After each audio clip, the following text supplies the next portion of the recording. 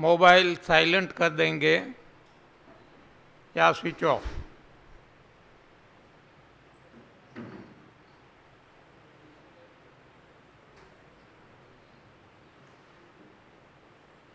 आज 5 बजे का समय रखा, फिर भी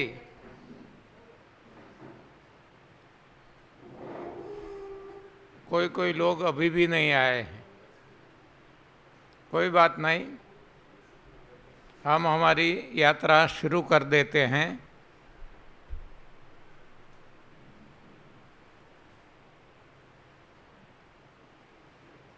आज दूसरा दिन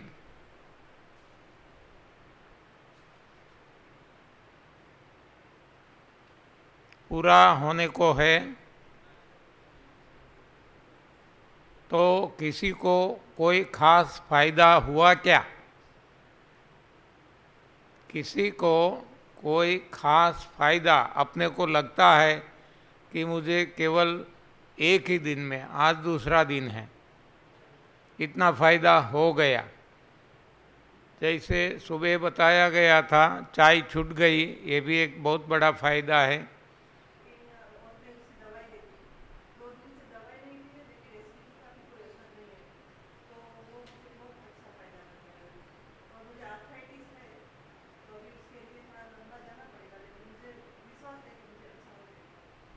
आपका नाम और मोबाइल नंबर बताइए।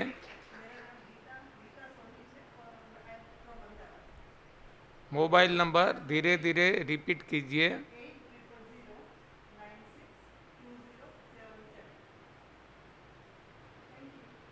ओके, और कोई है तो आगे आ सकते हैं। प्रसार से आपको मैक्सिमम बेनिफिट मिलेगा, ज़्यादा से ज़्यादा फायदा होगा, वो आप खुद देख सकेंगे। अच्छा, किसी ने निर्जल उपवास किया क्या? ओ, एक, अच्छा, आपके लिए ताली। निर्जल उपवास रसाहार से भी ज़्यादा फायदेमंद है यदि हम कर सकते हैं तो। जो नहीं कर सकते वो प्रयास करें, जितना भी रह सकते हैं उतना रहा जाए, बाद में जूस पी लेना, लेकिन कोशिश करना। धीरे धीरे धीरे हम आगे बढ़ते जाएंगे तो निर्जल उपवास भी बढ़ता जाएगा। ये 7 दिन की शिविर है, तो चौथे दिन यानी कल नहीं, परसों जितना हो सके आप निर्जल उपवास रखने की कोशिश करना और देखना। ये फर्स्ट टाइम करते हैं तो कुछ परेशानी भी हो सकती है, लेकिन मन से निश्चय कर लिया तो ये परेशानी भी नहीं होगी। जो भी हो, एक दिन में कोई आसमान गिर जाने वाला नहीं है, तो एक दिन तो कर सकते हैं। एक दिन में अच्छा लगा तो एक्सटेंड करो, 2 दिन, 3 दिन, 4 दिन, हाँ, और घर जाके भी मैक्सिमम बेनिफिट लेना है तो निर्जल उपवास साथ में एनिमा।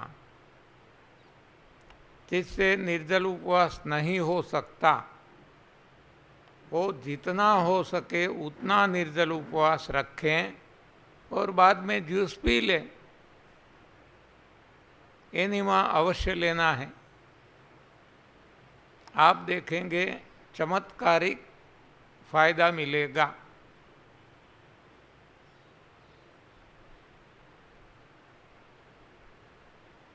दूसरा ये भी ख्याल रखना है कि आपके रोग तो हट जाएंगे, लेकिन बाद में इसको छोड़ नहीं देना है। छोड़ देंगे तो वहीं के वहीं आ जाएंगे, चाहे डायबिटीज़ हो, चाहे बीपी हो, चाहे एसिडिटी हो, चाहे कब्ज हो, चाहे कोई भी रोग हो, क्योंकि ये जो है लाइफ स्टाइल है, इसको लाइफ स्टाइल बना देना है। जैसे हमने चाय पी बचपन से, दाल चावल रोटी खाई, खिचड़ी करी खाई, उस वक्त हमने कभी ऐसा नहीं सोचा था कि कब तक खाएंगे, क्योंकि ये हमारी लाइफ स्टाइल बन गई है, तो लाइफ लॉन्ग खाते हैं। अब इसके हिसाब से ही हम बीमार हुए, रोगिष्ट हो गए, तो केवल लाइफ स्टाइल बदलना है और यहाँ कुछ भी नहीं है। जो पकाया हुआ भोजन खाते थे, जो अनाज दालें खाते थे, जो मांस मच्छी अंडे खाते थे, जो डेयरी खाते थे यानी कि मिल्क प्रोडक्ट, ये सब कुछ गलत खा रहे थे, यानी कि हमने हमारी लाइफस्टाइल गलत राह पे हम ले गए थे। अब इसको सही राह पे लाना है। तो अब और कुछ नहीं करना है, लाइफस्टाइल को बदलना है।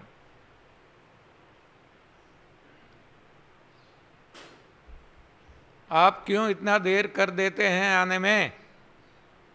हाँ, 5 मिनट पहले क्यों नहीं आते? यहाँ कौन सा ऐसा काम है?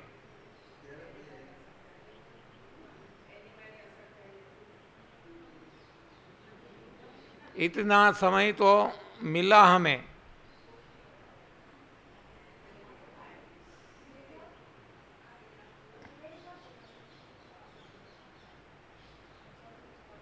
पाँच घंटे कोई कम नहीं है।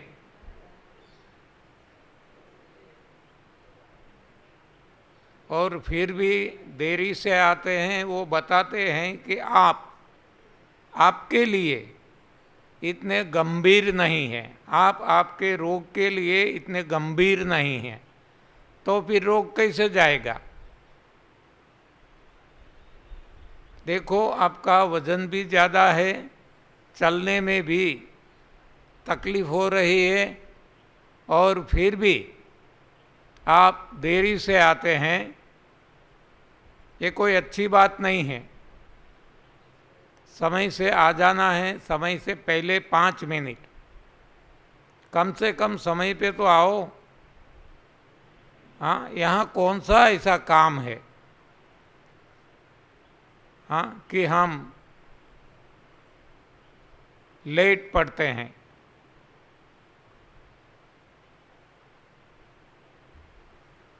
एनीवे, तो अब तक हमने शरीर के रोगों का कारण देखा, शरीर के अंदर रुका हुआ मल निवारण देखा, शरीर को साफ सुथरा बनाया जाए, सफाई कर ली जाए 3 तरीके से,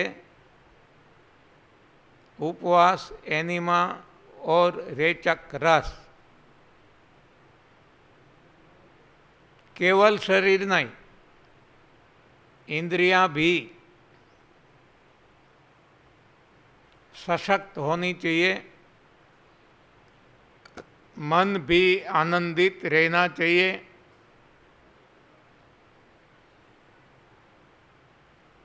बुद्धि सही ज्ञान से भरी होनी चाहिए,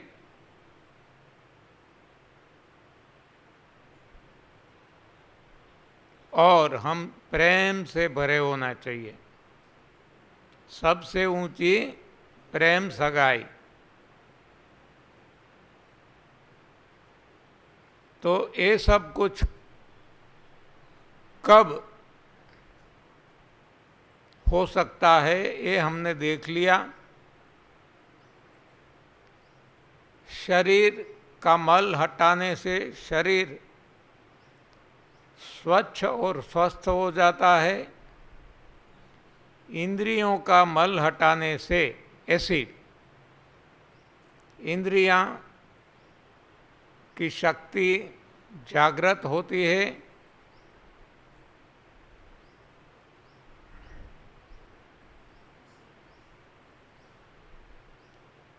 देने से इच्छा और आसक्ति हट जाती है और हम आनंद से भरे भरे रहते हैं।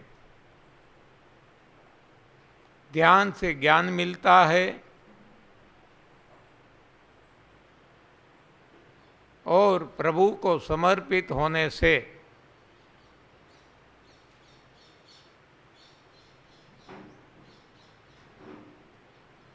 प्रेम मिलता है।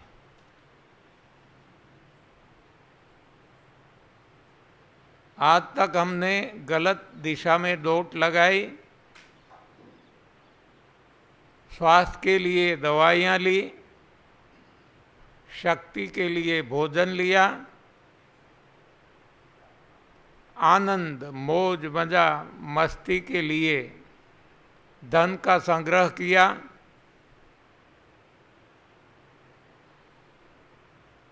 ज्ञान के लिए किताबों का सहारा लिया, प्रेम के लिए परिवार का सहारा लिया, भगवान के लिए मंदिर का सहारा लिया, मंदिर, मस्जिद, गुरुद्वारा, चर्च, कहीं भी एक भी चीज़ मिली नहीं, न स्वास्थ्य मिला, न शक्ति मिली, न आनंद मिला, न ज्ञान मिला, न प्रेम मिला, न प्रभु मिले,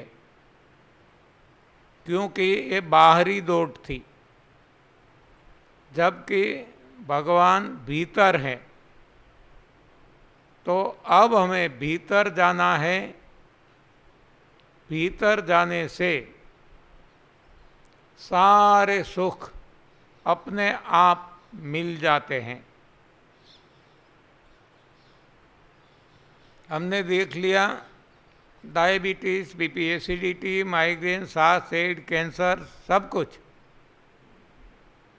शरीर को साफ सुथरा करने से स्वास्थ्य अपने आप मिल जाता है। रोगों के लिए हमें कुछ भी नहीं करना पड़ता, न दवाइयाँ लेनी पड़ती है, न योगासन प्राणायाम करना पड़ता है, न व्यायाम करना पड़ता है, न और कोई पथी या थेरेपी का सहारा लेना पड़ता है।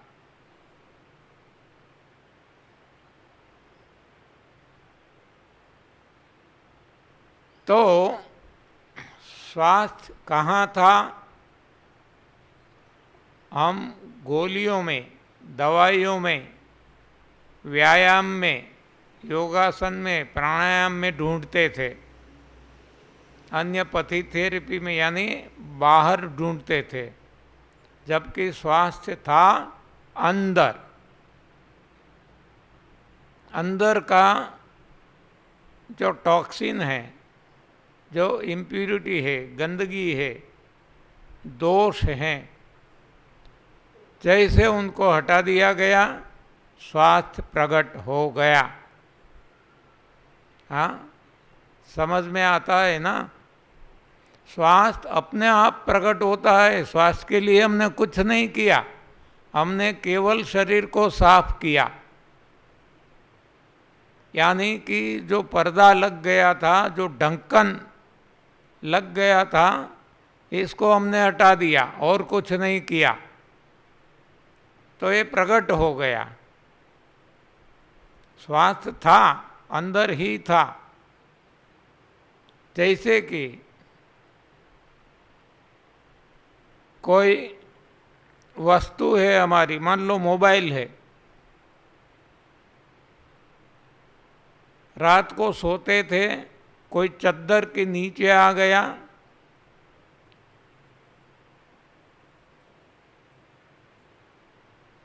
हम बाहर सारी दुनिया छान मारते हैं, कहीं भी मोबाइल नहीं मिलता। जैसे ही चद्दर को उठाते हैं, मोबाइल अपने आप वहाँ था, केवल चद्दर इस पे आ गई थी। तो चद्दर को हटाना है। उसी तरह श्वास तो अंदर ही था, लेकिन जो आवरण, पर्दा, ढक्कन लग गया था मल का, दोष का, गंदगी का, इसको हमने हटा लिया, तुरंत श्वास प्रकट। श्वास तो उधर ही था। श्वास कोई गोलियों में नहीं है, दवाई में, एक्सरसाइज में नहीं है, योगासन प्राणायाम में नहीं है, हाँ, गौमूत्र या स्वमूत्र में नहीं है। श्वास भीतर ही है, लेकिन ये पर्दा हटाना होगा। जैसे हटा दिया, श्वास प्रकट हो गया। उसी तरह शक्ति भी भीतर ही है, लेकिन पर्दा लग गया है, एसिड का आवरण आ गया है। जैसे हमने एसिड को हटा दिया, शक्ति अपने आप प्रकट हो गई, शक्ति का जागरण हो गया। आनंद भी भीतर ही है। आनंद कोई गाड़ी बंगला में नहीं है, धन में नहीं है, बाजार में नहीं मिलता, भीतर ही है। लेकिन ढंक गया था इच्छा और आसक्ति से। तो हमने इच्छा और आसक्ति को हटा दिया, देने से देना शुरू कर दिया। अपने आप इच्छा और आसक्ति हट गई और आनंद प्रकट हो गया।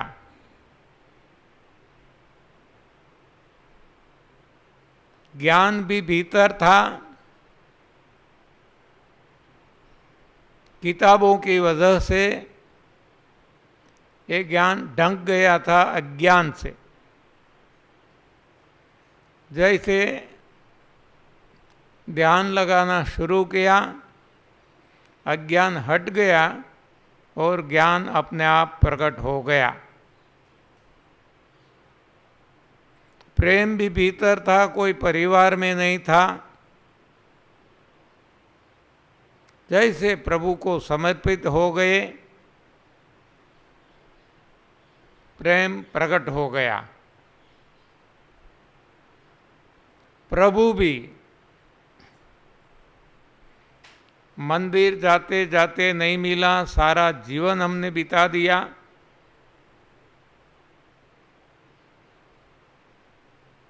जैसे ही हम भीतर गए तो भगवान भी मिल गए। तो ये है, भीतर जाने से सब कुछ मिलता है, बाहरी दौड़ से कुछ भी नहीं मिलता। थक जाते हैं, मर जाते हैं बिना कुछ पाए। तो अब ये सारी बातें समझ में आ चुकी है। तो अब हम सारा जीवन ये सही रास्ते पे चलेंगे। अब हम भीतर जाएंगे, बाहरी दौड़ नहीं लगाएंगे, तो हमारा जीवन बदल जाएगा। तो ये जो साधना है, तप, सेवा, सुमिरन कहा जाता है,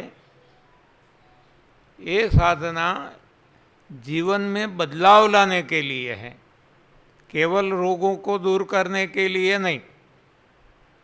सारा जीवन बदल जाना चाहिए, तभी ये साधना की सफलता है।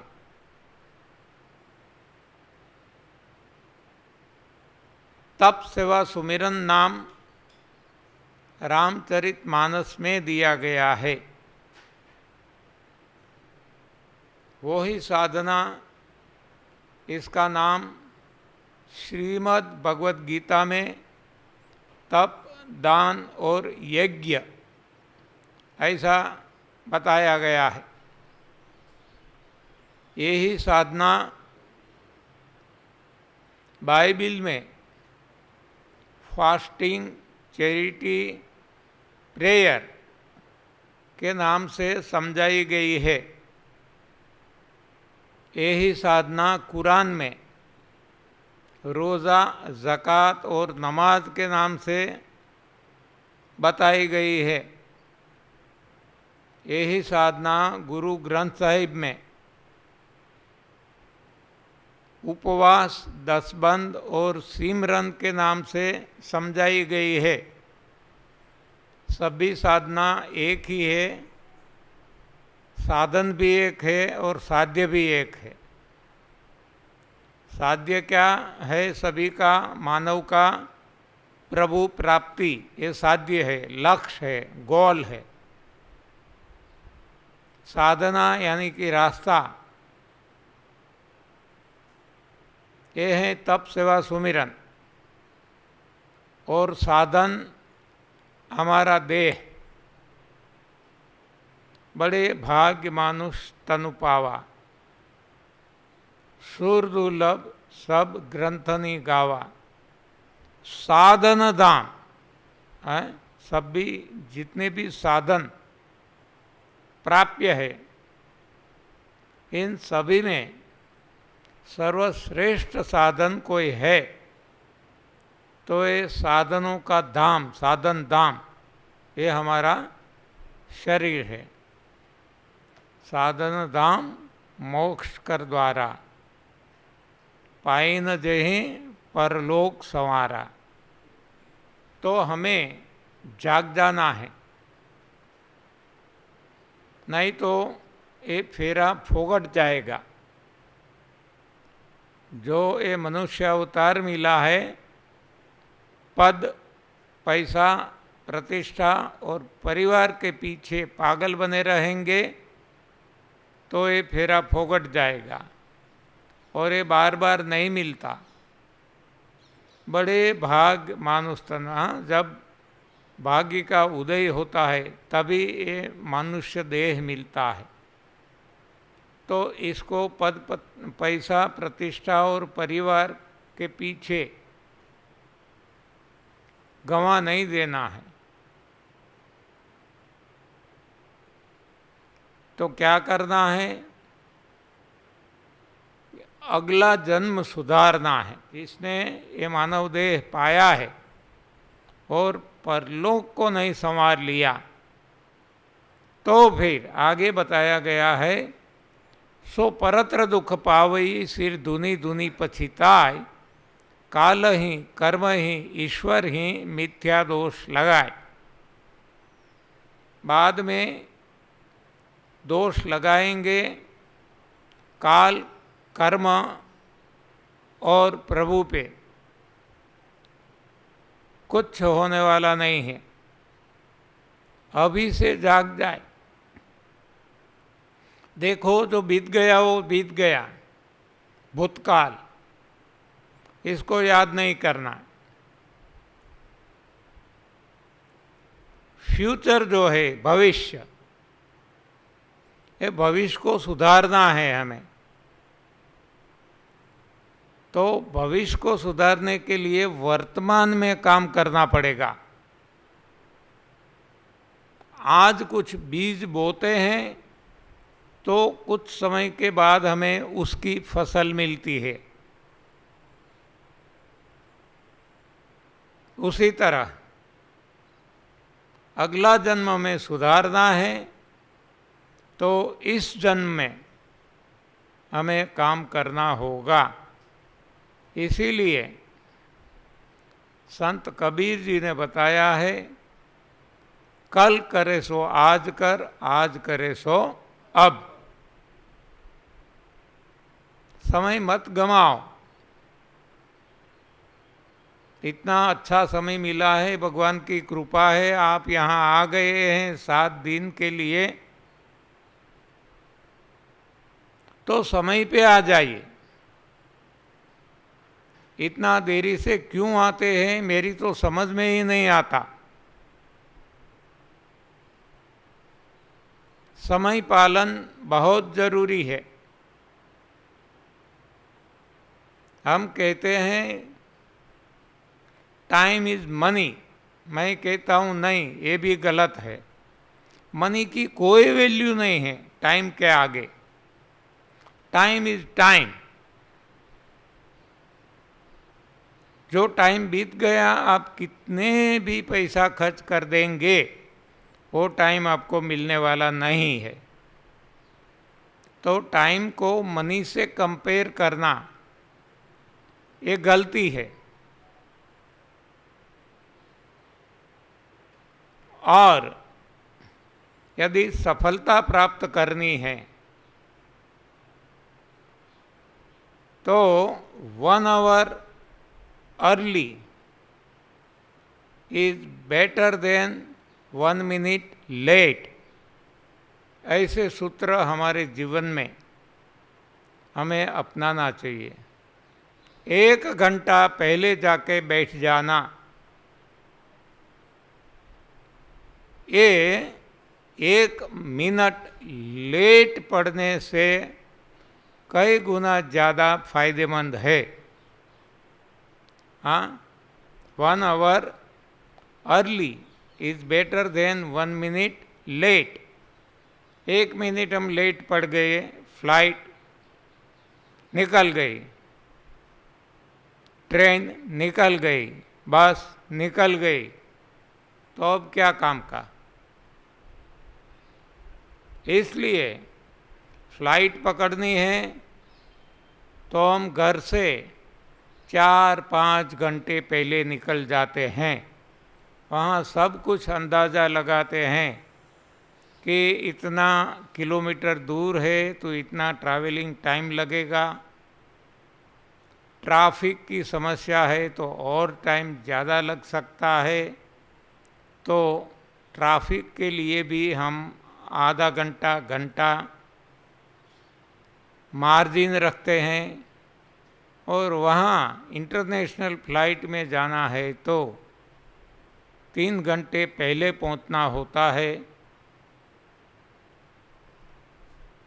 तो वहाँ हम 5 घंटे पहले निकल जाते हैं, जबकि यहाँ देरी से आते हैं।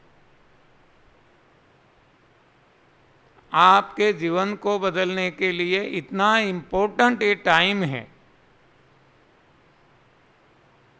कि ये कभी मिलने वाला नहीं है। फ्लाइट तो आपकी एक गई तो आप दूसरी फ्लाइट में भी जा सकेंगे, लेकिन ये जो वक्त निकल गया ये आपको कभी नहीं मिलेगा। फिर भी अपनी अपनी मर्जी, इतना कहने के बाद भी कितनी देरी से लोग आते हैं।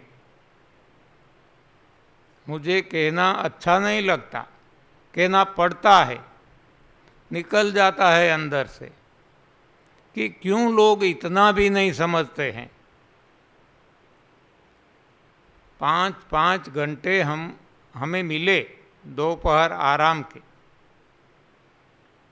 तो फिर समय के पहले 5 मिनट हम क्यों नहीं आ जाते? अरे 1 मिनट पहले क्यों नहीं आ जाते? अरे समय पे क्यों नहीं आ जाते? बाद में क्यों आते हैं?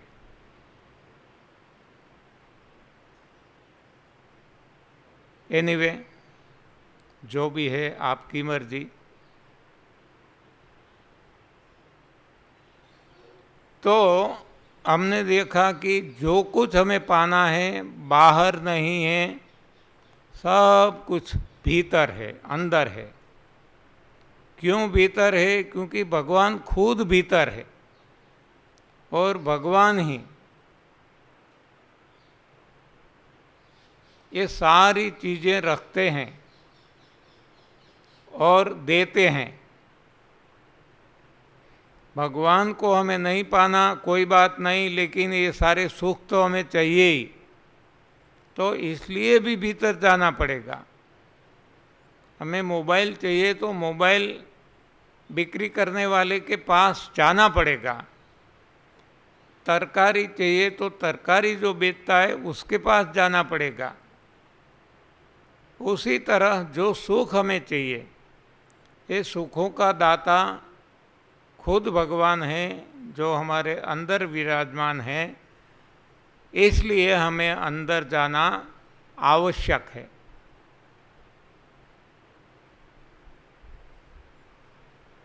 हम कभी भीतर गए नहीं हैं, बाहरी दौड़ ही लगाई है, इसलिए भीतर कैसे जा सकें ये हमें पता ही नहीं है। तो भगवान शिव जी ने बताया है ये रास्ता। माता पार्वती जी को, उमा जी को भगवान शिव जी कहते हैं कि उमा कहूँ मैं अनुभव अपना, उमा कहूँ मैं अनुभव अपना, सत हरि भजन जगत सब सपना। इसके पीछे हम पढ़ते हैं सारा जगत नाशवंत है, केवल सपना है। अविनाशी कोई है तो ये प्रभु है, परमात्मा है, भगवान है जो हमारे अंदर विराजमान है। इसलिए भगवान शिव जी ने बताया है कि सत हरि भजन, बस हरि भजन करते रहो, नथिंग एल्स। हाँ, कितना सहज है, कितना सरल है, कुछ नहीं करना, हरि भजन। अजपा जाप जो मैंने आपको बताया था, ऐसा जाप चलना चाहिए। हम बोलते हैं, सोते हैं, चलते हैं, कोई भी क्रिया करते हैं तो श्वास तो अपने आप चलता रहता है, वहाँ हमें ध्यान नहीं देना पड़ता, इसके लिए हमें कुछ करना नहीं पड़ता। उसी तरह हमारा प्रभु भजन चलते रहना चाहिए। तब हमारा ये जो मानव जीवन है वो सफल होगा, बाकी बेकार जाएगा।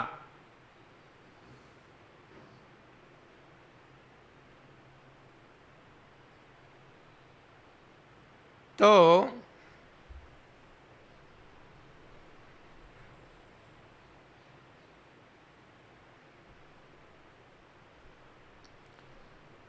इतनी जो हमने चर्चा की,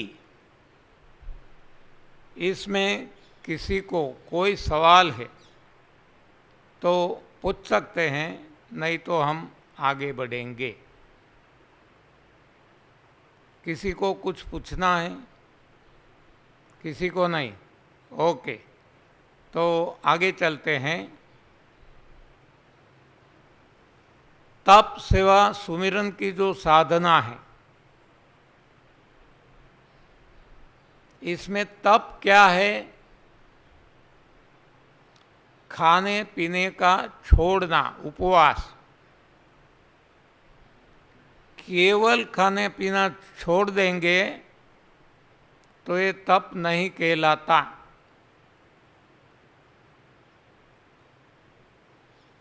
केवल खाना पीना छोड़ने से मौत भी हो जाती है। आप जो यहाँ आए इसमें से जैन लोग कितने हैं? जैन एक, बस एक ही। अच्छा, तो जैनों में जब ऐसा लगता है कि अभी ये देह का काम पूरा हो गया, अब देह को छोड़ना है, स्वेच्छा मृत्यु,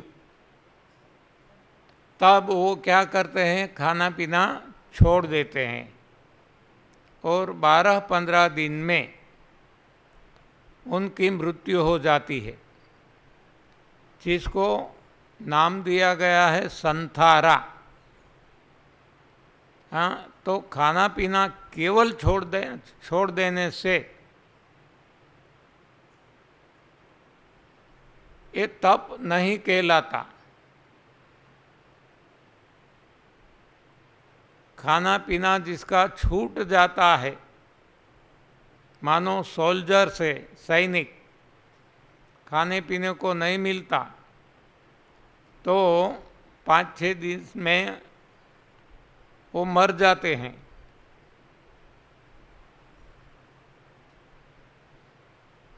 तो खाने पीने छोड़ने से केवल तप नहीं हो जाता, लेकिन खाना पीना छोड़ने के साथ प्रभु भक्ति, हरि नाम, हरि स्मरण, हरि भजन, ये चलते रहना चाहिए। तब हम देख सकते हैं कि हजारों साल बिना खाए पिए हमारे पूर्वज मनु महाराज, शतरूपा रानी,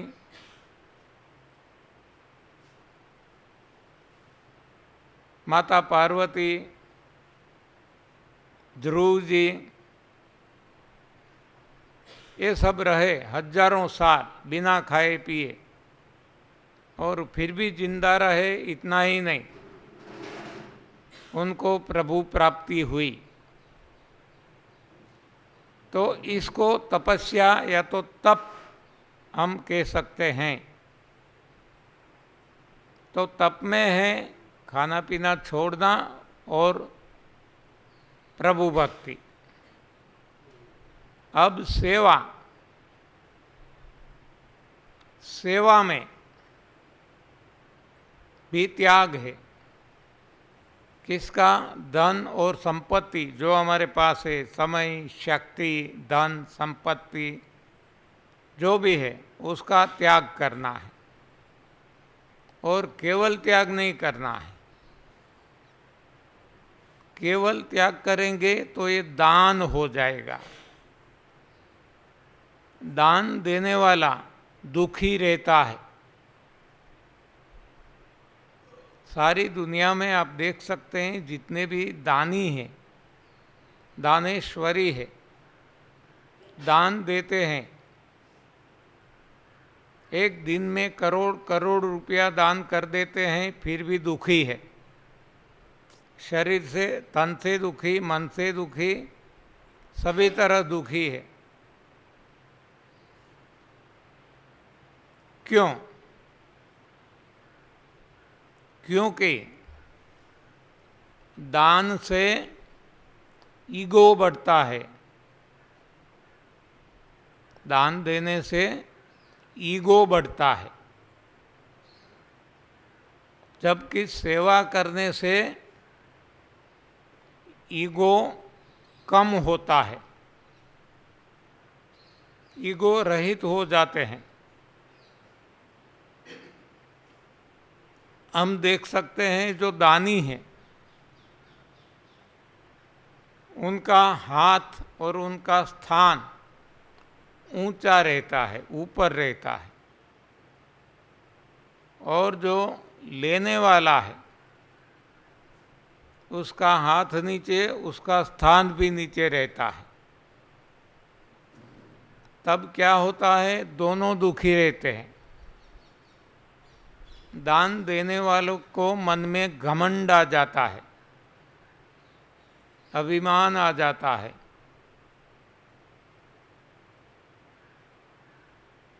कि मैंने यदि नहीं दिया होता तो इस बेचारा का क्या होता। और लेने वाले को ऐसा लगता है कि मैंने इसे कौन से पाप किए हैं, तो आज मुझे किसी के सामने हाथ फैलाना पड़ता है। हाथ फैलाना किसी को पसंद नहीं है। तो ये है दान जहाँ दोनों दुखी रहते हैं। देखो, देते हैं एक ही, अब सेवा दिखते हैं। सेवा में उल्टा हो जाता है। जो देने वाला है वो सेवक कहलाता है, और सेवक का स्थान नीचे रहता है, और जो लेने वाला है वो सेव्य कहा जाता है। तो लेने वाले का स्थान यहाँ ऊपर रहता है। जबकि हम देखें, बाप बेटा है, भगवान भक्त है, गुरु शिष्य है, तो यहाँ जब बेटा बाप को देता है तो बाप का स्थान ऊंचा रहता है, देने वाला जो बेटा है उसका स्थान नीचे रहता है। शिष्य है, गुरु को देता है, गुरु का स्थान ऊपर रहता है, शिष्य का नीचे। भक्त है, भगवान को देता है, भगवान का स्थान ऊंचे रहता है, देने वाला भक्त इसका स्थान नीचे रहता है। यहाँ दोनों सुखी रहते हैं। बाप है, गुरु है, भगवान है। उनको लगता है, बाप को लगता है मेरा बेटा कितना सयाना है,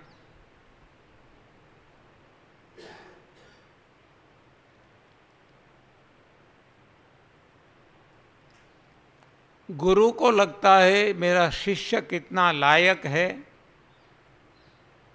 भगवान को लगता है कि मेरा भक्त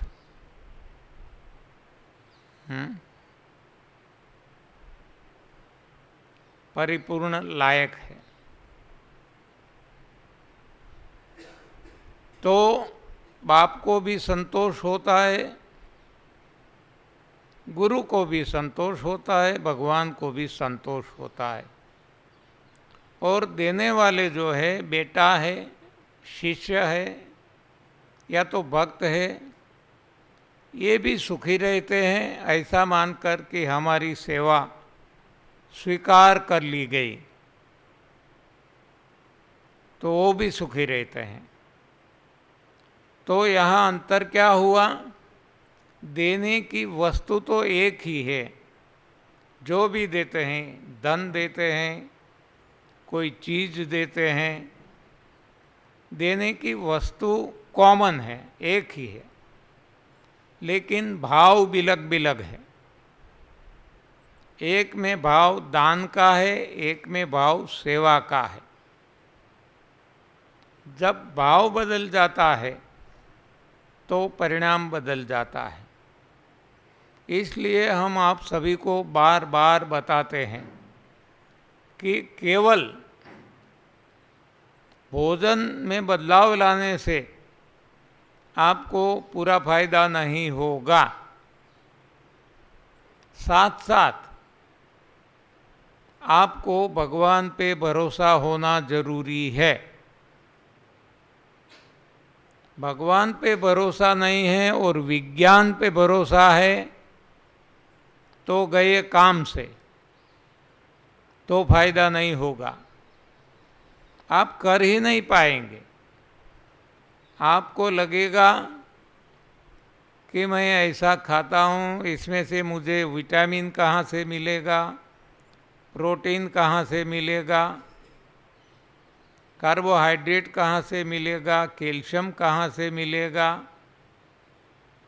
क्योंकि आप प्रभु को समर्पित नहीं हुए, अभी भी विज्ञान को समर्पित है। तब तक आपको फायदा नहीं होगा। पूर्ण समर्पण जरूरी है। जो भी है होता है, होने दो, तब आपको पूरा फायदा मिल सकता है।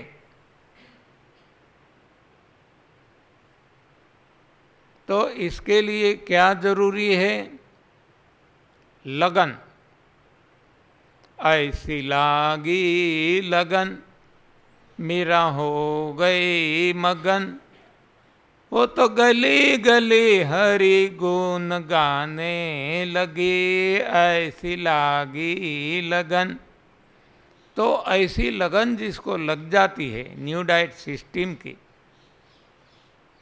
उनको त्वरित परिणाम मिलता है, और जिसको लगन नहीं लगती और केवल क्रिया करते हैं उनको परिणाम बहुत देरी से मिलता है या तो नहीं भी मिलता। तो भाव जरूरी है। देखो एक दो एग्जाम्पल देख लेते हैं भाव के लिए। एक ही ऑफिस के दो एम्प्लॉइज, दो कर्मचारी डेली घूमने जाते हैं। हाँ, घूमने तो नहीं लेकिन चलते हैं, क्रिया चलने की है। एक को फायदा होता है, एक को नुकसान, क्रिया एक ही है। तो मान लो एक पोस्ट मास्टर है और एक पोस्टमैन है, दोनों 5-5 किलोमीटर या 10-10 किलोमीटर चलते हैं हर हमेश।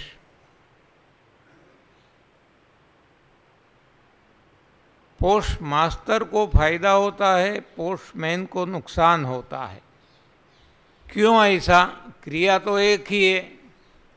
तो यहाँ भाव प्रधानता है। पोस्ट मास्टर का भाव ऐसा रहता है कि मैं चलने जाता हूँ तो मुझे शुद्ध हवा मिलती है, ओजोन मिलता है,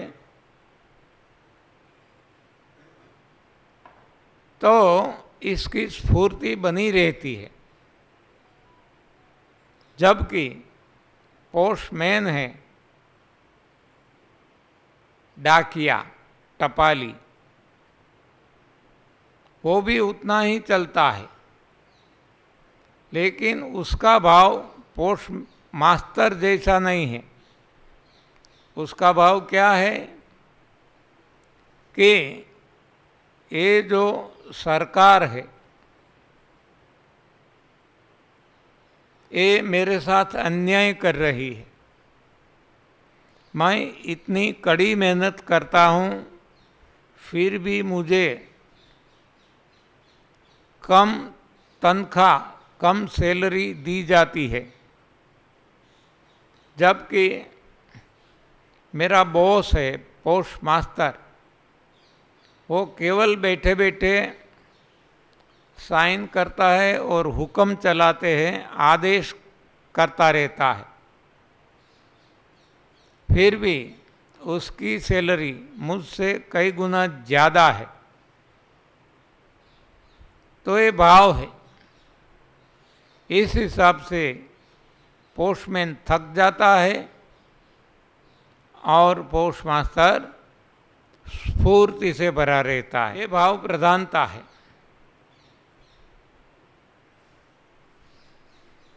देखो, दो आदमी किसी व्यक्ति को मार डालते हैं, खून करते हैं, एक को फांसी मिलती है,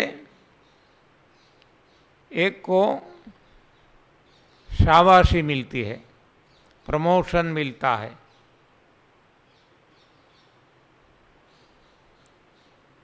क्यों ऐसा?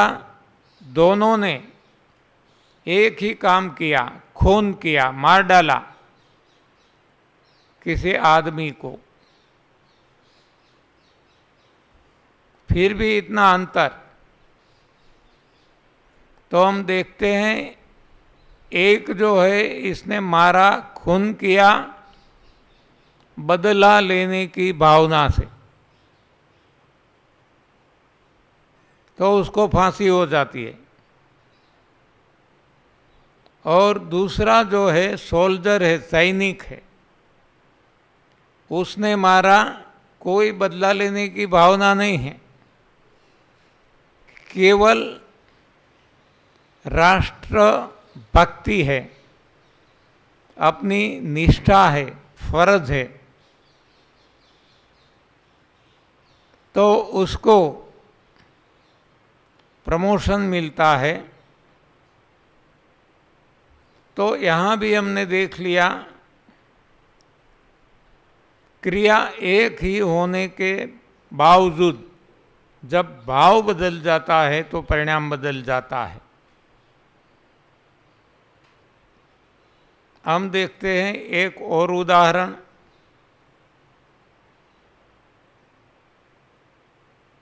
हिरण्यकशिपु ने अपनी बहन होलिका को मना लिया कि प्रहलाद को मारने के लिए मैंने नाना प्रकार के प्रयत्न कर लिए, वो नहीं मरता,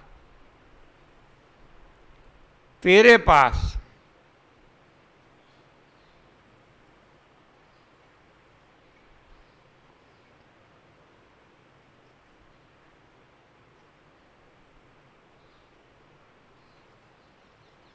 एक ऐसा वचन है, आशीर्वाद है कि आग भी तुझे जला नहीं सकती, तो तू अपनी गोद में प्रहलाद को लेके बैठ जा, हम आग लगा देंगे, तुझे तो कुछ होने वाला नहीं है, लेकिन हमें प्रहलाद को मारना है तो वो आग में जलकर मर जाएगा, खाक हो जाएगा, राख हो जाएगा।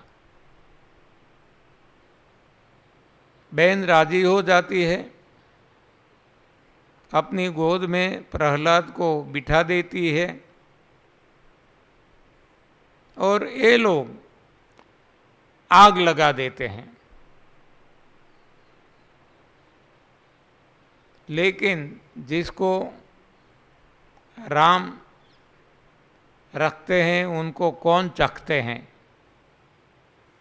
तो ऐसा होता है कि जैसे ही आग लगाई जाती है, इतनी तेज पवन चलती है कि जो चुनरी होलिका ने अपने सर पे ओढ़ के रखी थी, यही वरदान था कि जब तक ये चुनरी तेरे देह पे होगी तब तक अग्नि आपको जला नहीं सकेगी। तो इतनी तेज पवन चलने से ये चुनरी हट गई और प्रहलाद के सर पे जा गिरी। तो अब क्या हुआ कि होलिका मर गई, जल गई, आग में खाक हो गई, राख हो गई और प्रहलाद बच गया। तो अग्नि का स्वभाव है जलाना, लेकिन यहाँ भी भाव में अंतर है। होलिका का भाव था मारने का, निर्दोष व्यक्ति को मारने का, जबकि प्रहलाद का भाव था, वो निर्दोष था, प्रभु भक्ति थी, उनको तो मालूम था कि मारने वाला भी भगवान, बचाने वाला भी भगवान। तो भगवान पे भरोसा था। तो प्रहलाद बच गया। तो ये भाव प्रधानता है। ऐसे जीवन में जितनी भी घटना घटती है, हर किसी में आप देख सकते हैं कि भाव के हिसाब से परिणाम मिलता है। क्रिया तो हर कोई एक सी करते हैं, लेकिन क्रिया से परिणाम नहीं है, भाव से परिणाम है। इस हिसाब से हम आप सभी को बार बार दोहरा कर विनती करते हैं कि आपको क्रिया तो करनी ही है, लेकिन साथ साथ भाव बनाए रखना है, भगवान पे भरोसा रखना है। यदि क्रिया करेंगे लेकिन भगवान पे भरोसा नहीं है और विज्ञान पे भरोसा है, तो परिणाम नहीं मिलेगा।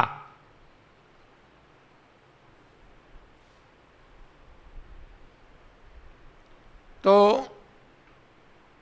भाव के बारे में सचेत रहना है। प्रभु भाव, भक्ति भाव, भगवान पे भरोसा बनाए रखना है।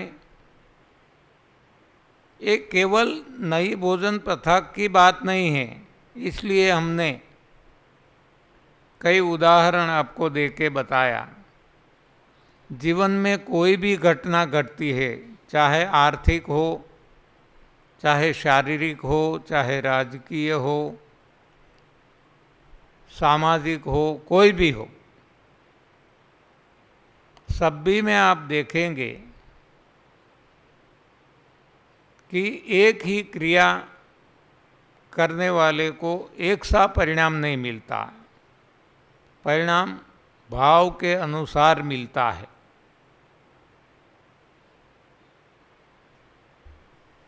तो क्रिया तो करनी ही है, वो ही करनी है जो हर कोई करते हैं, वो ही करनी है। तो अब भगवान पे भरोसा रख के करेंगे तो हमें अवश्य लाभ मिलेगा। ओके, तो अब हम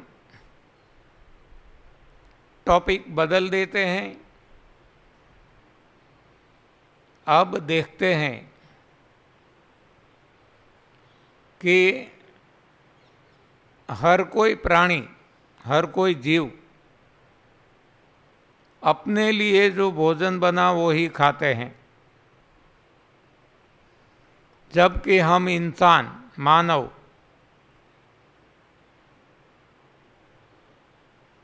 आप देखो हम क्या खाते हैं। पहले से शुरू करें, प्राइमरी फूड, प्राथमिक भोजन जो वनस्पति खा रही है, हवा और प्रकाश, वो भी हम खाते हैं। बाद में सेकेंडरी फूड, वनस्पति खाकर जो जीते हैं, ऐसे प्राणी हैं पक्षी, अनाज दालें खाते हैं, तो हम भी अनाज दालें खाते हैं।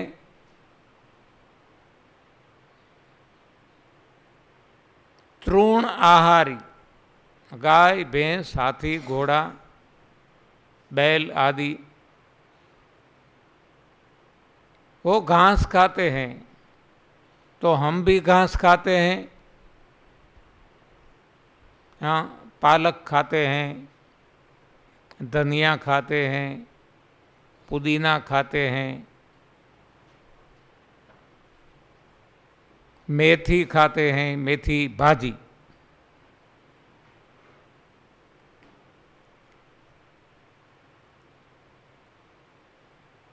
जो मांसाहारी पशु खाते हैं, मांस, मच्छी, अंडे, हम वो भी खाते हैं। हम यानी इंसान, आदमी, सारी दुनिया की हम बात करते हैं। आप नहीं खाते, मैं नहीं खाता, इसका मतलब ये नहीं, सारी दुनिया में लोग जो खाते हैं, आज मांसाहार बहुत हो रहा है। यानी कि इंसान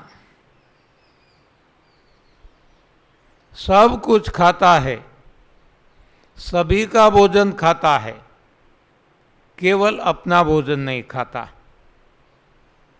बाकी के प्राणी हैं, अपना भोजन खाते हैं और कुछ नहीं खाते। देखो ये अंतर है। इस हिसाब से बाकी के प्राणी निरोग है, सुखी है, और इंसान रोगिष्ठ है, दुखी है।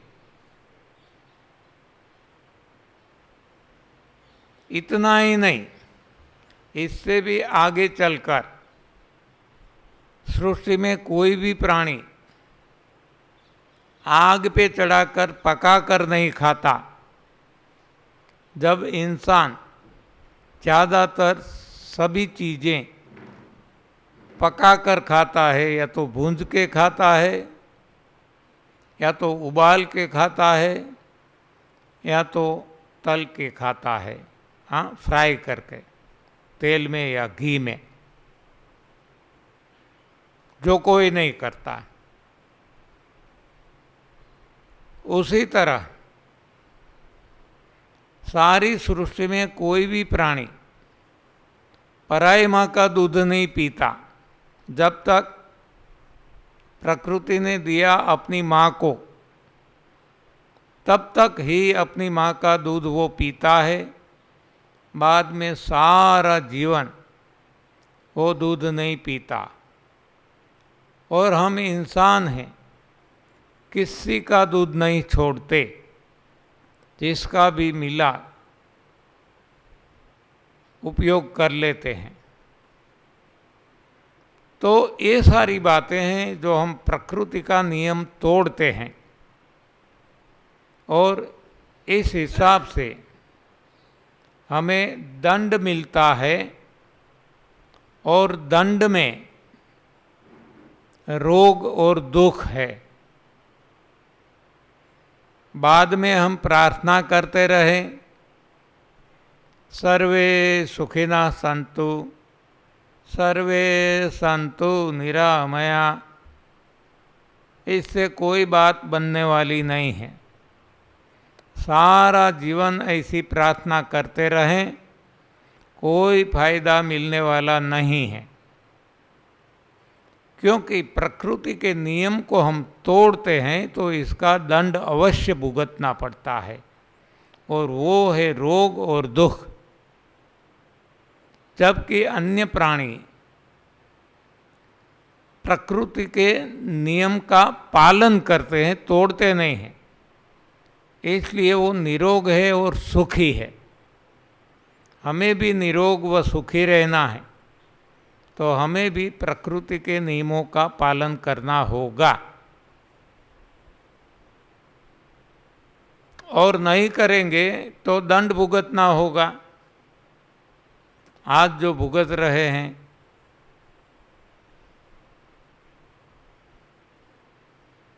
तो हमें केवल और केवल अपना भोजन खाना है।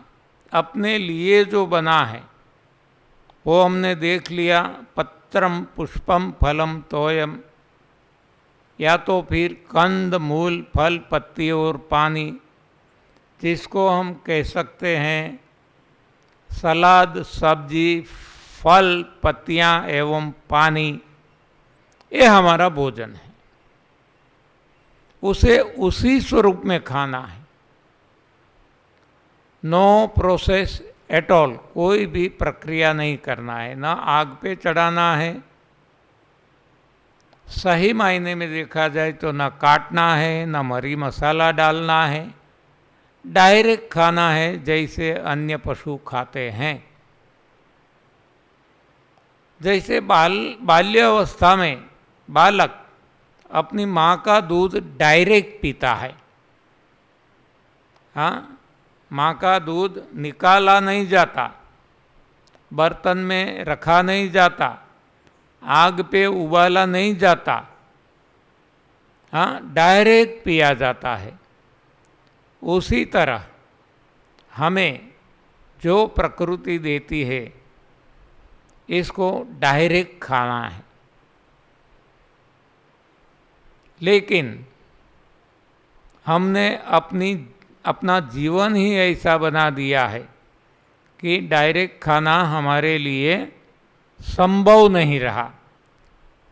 तो कोई बात नहीं, जितना हो सके इतना तो नज़दीक जाएं डायरेक्ट खाना है, मानो एप्पल खाना है तो जहाँ एप्पल का पेड़ है वहाँ हमें जाना पड़ेगा, वहाँ से तोड़ के दांत से तोड़ के इसको चबा के रस अंदर बचा हुआ बाहर करना होगा, लेकिन ये हमारे लिए संभव नहीं है।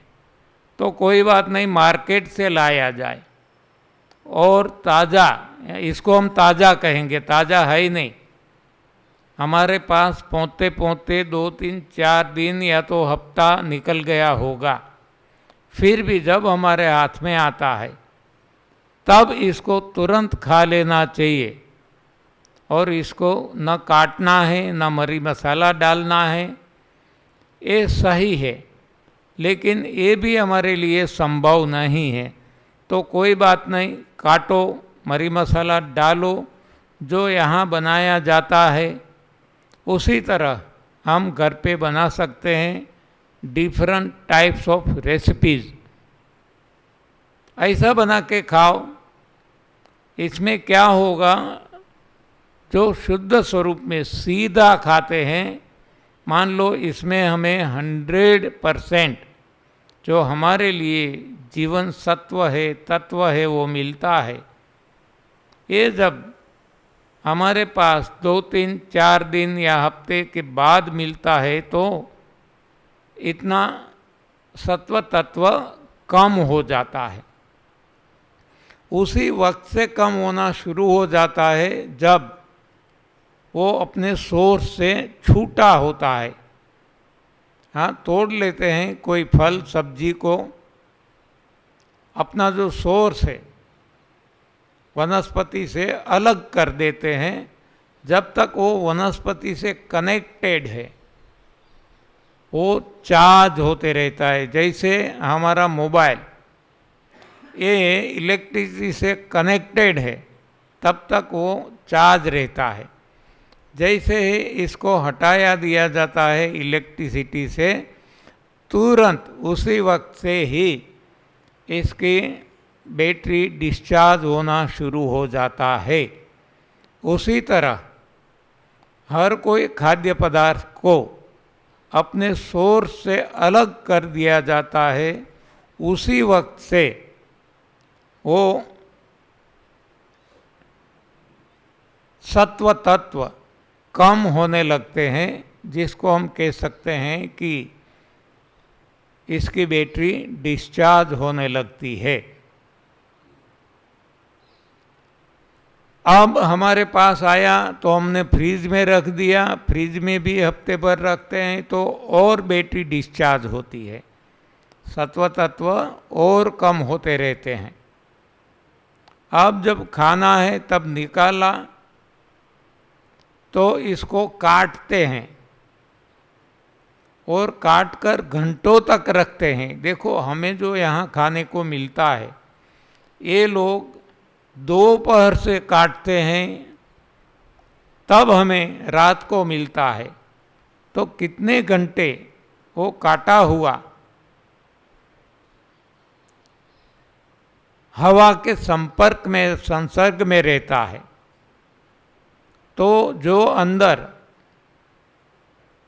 सत्व तत्व भरे पड़े हैं वो हवा के संपर्क में आने से इसका ऑक्सीडेशन होगा, यानी कि जो भी सत्व तत्व है वो हवा में जाने लगेंगे।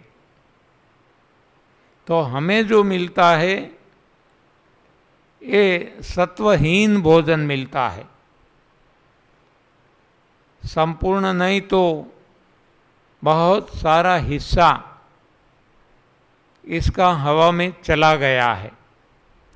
तो ऐसा भोजन जो हम खाते हैं तो हीमोग्लोबिन की कमी,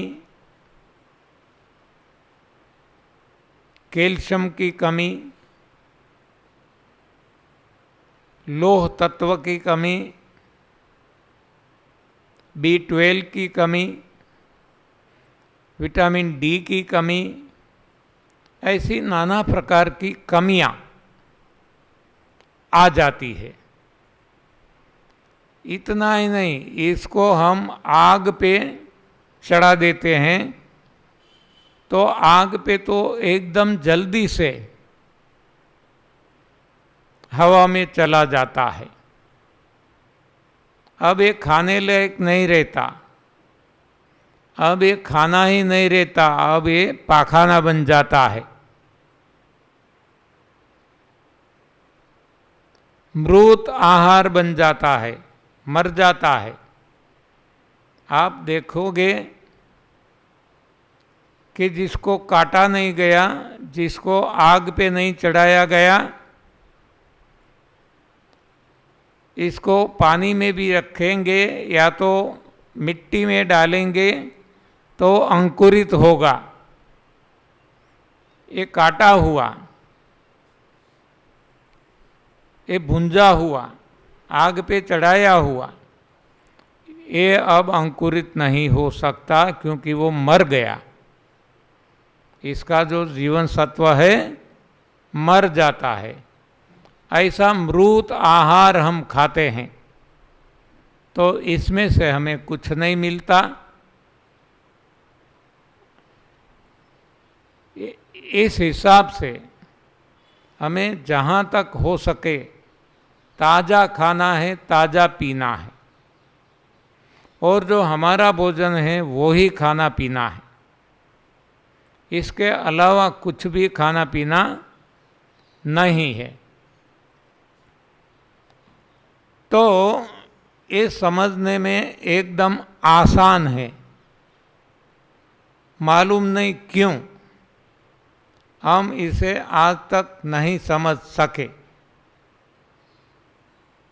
एक तो ये है कि जन्म से ही हमारे मन में गलत सोच भर दी गई है कि उबाल के ही खाना है, भूंज के खाना है, वो सुपाच्य हो जाता है, दूध से बनी चीज़ें खाना है, दूध संपूर्ण आहार है, दूध से कैल्शियम मिलता है, दूध से ताकत मिलती है। तो ऐसी सारी बातें जन्म से ही हमारे मन में, ये समाज के द्वारा, ये शिक्षण के द्वारा, शिक्षा के द्वारा हमारे मन में भर दिया जाता है, जिसको हम सही मान लेते हैं। तो अब ये आसानी से इसको हटाया नहीं जा सकता। इस हिसाब से आप देखते हैं कि हम इतनी कड़ी मेहनत करते हैं, हाँ, इसको वाइप आउट करने के लिए, निकालने के लिए। आप सब जानते होंगे, किसी ने उदाहरण दिया है, दो विद्यार्थी एक शिक्षक के पास गए।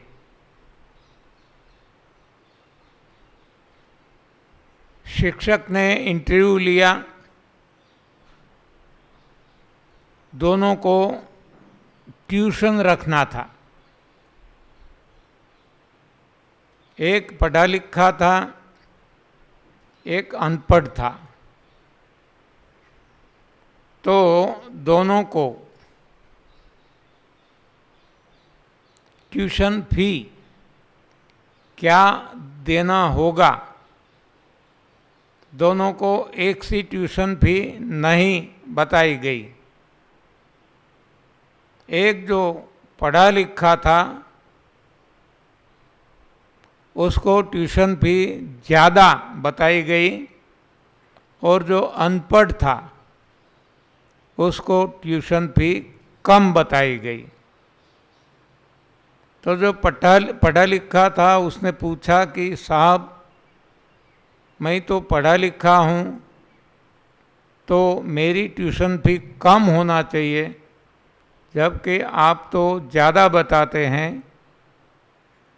तब वो शिक्षक कहते हैं कि जो अनपढ़ है वो ब्लैंक है, खाली है,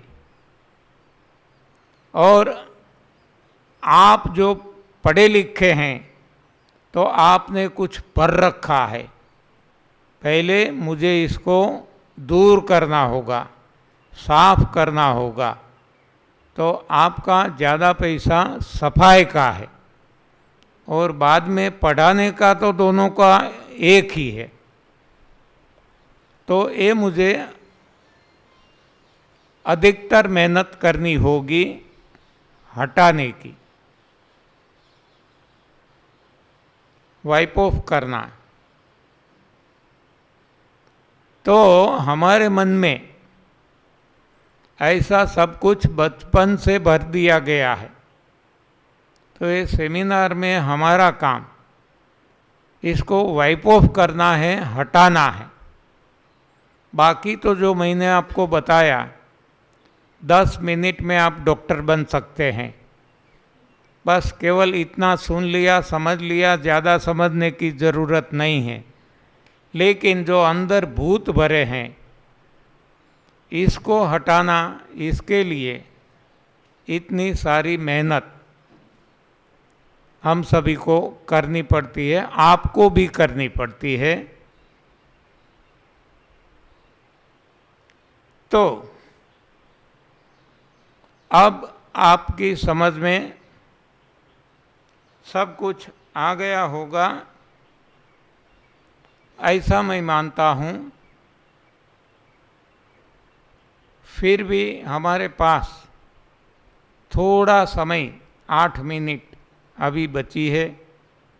किसी को कोई सवाल करना है तो कर सकते हैं।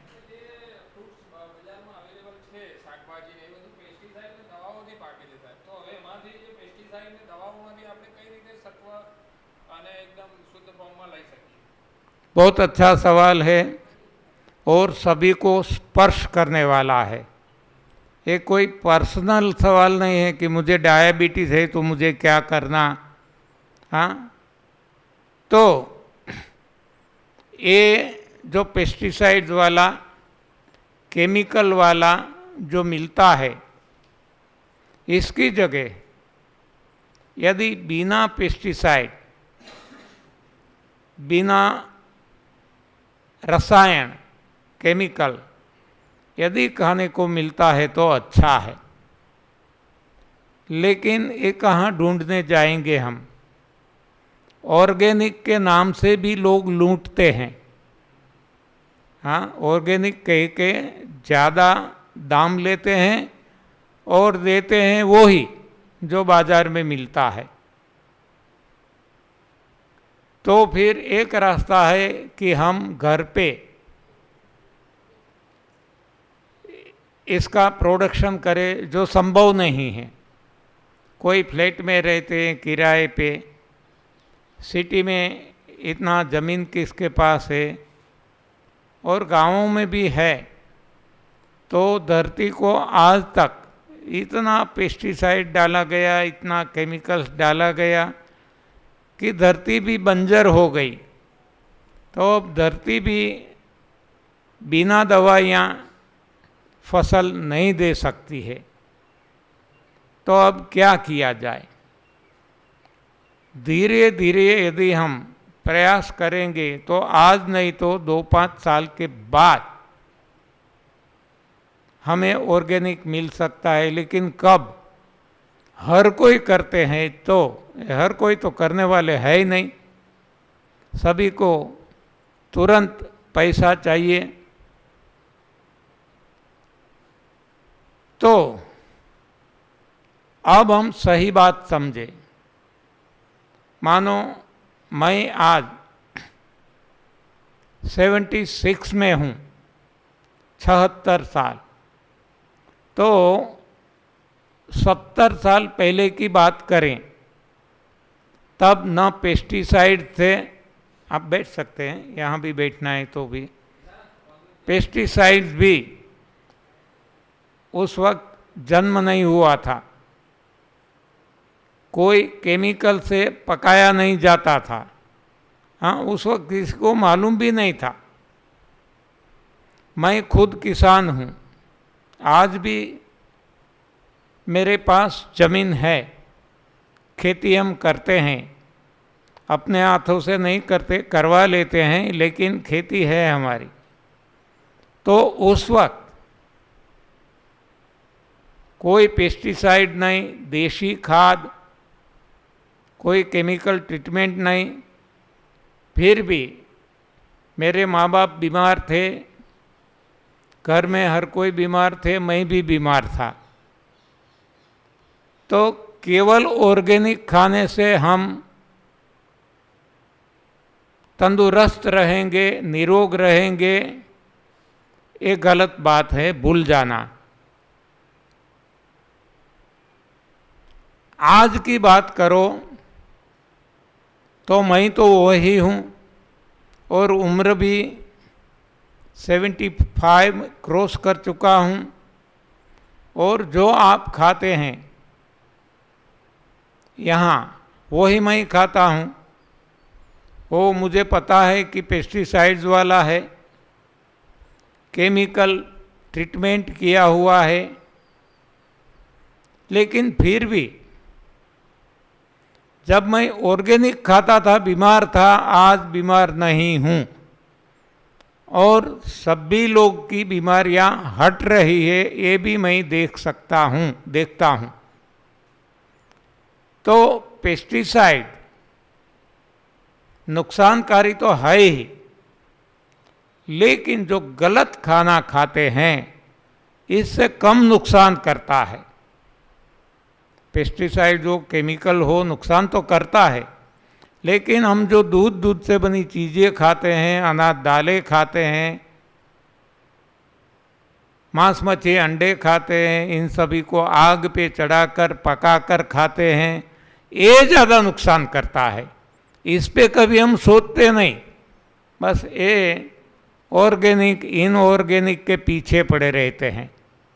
तो आप हमें देखो, आज हम कोई ऑर्गेनिक ढूंढने नहीं जाते। आज 28 साल हो गए, सारी दुनिया में घूमते फिरते हैं, और सारी दुनिया में जो खाया जाता है आप सभी को पता है कि इनऑर्गेनिक ही खाया जाता है, पेस्टिसाइड वाला ही खाया जाता है, केमिकल ट्रीटेड ही खाया जाता है, वही मैं खाता हूँ। और फिर भी मैं आज तुलना में काफ़ी निरोग हूँ। तो ज़रूरी ये है कि यदि सही ऑर्गेनिक मिलता है तो अवश्य खाया जाए, लेकिन केवल ऑर्गेनिक खाने से हम तंदुरुस्त हो जाएंगे, हमारे रोग भाग जाएंगे, एक गलत फहमी में नहीं रहना। साथ साथ हमें हमारी सही भोजन प्रथा या तो हमारा सही भोजन खाना होगा, जो है सब्जी, फल, सलाद, पत्तियाँ और नेचुरल वाटर, हाँ, बारिश का पानी, बस ये खाते रहेंगे तो आप देखो कि जन्म से ऐसा भोजन खाया तो कभी हम बीमार नहीं पड़ेंगे। और आज तक गलत भोजन खाया तो पहले इसको हटा दो, साफ कर दो, और बाद में सही भोजन खाते रहो। तो पेस्टिसाइड वाला है, फिर भी आपको ज़्यादा नुकसान नहीं करे, नुकसान अवश्य करेगा। जो हमें 100% फ़ायदा होना था वो 95-90% हो सकता है, लेकिन इतना तो होता है। हाँ, तो अब इसमें से जितना हम कर सकते हैं इतना करें। यदि हम घर पे ऑर्गेनिक बना सकते हैं तो अच्छी बात है, नहीं बना सकते हैं तो कोई इतना ज़्यादा इससे फर्क पड़ने वाला नहीं है। जो मैं आपके सामने हूँ, हाँ, और ऐसे करोड़ों लोग हैं, कोई ऑर्गेनिक नहीं खाते और फिर भी अपने रोग हट चुके हैं। ओके, तो कल सुबह हम फिर से समय से मिलेंगे। और अब मैं मेरी वाणी को विश्राम देता हूँ। धन्यवाद, आभार, प्रणाम।